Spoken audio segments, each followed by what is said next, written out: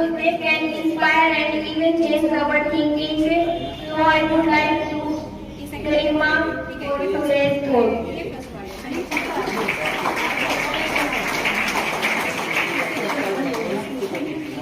Good morning to all of you. How are you? I am also happy. How's your life? How's your everything?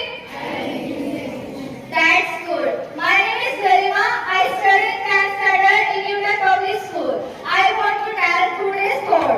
Life is not short. People start to live it. Thank you and have a good day. Every day is good habit to show our awareness towards our society and towards our nation. Now I call Anu from class 12 today's news headlines. Good morning to all of you. How are you? I am fine. I am here for today's news headlines. First, Haryana government justifies ground-running payroll. Second, MILE attract jobs that Jaipur thrives.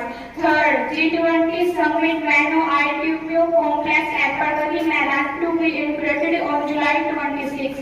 Fourth, Mumbai rainwater level in cities will increase to over 47% amid downpour.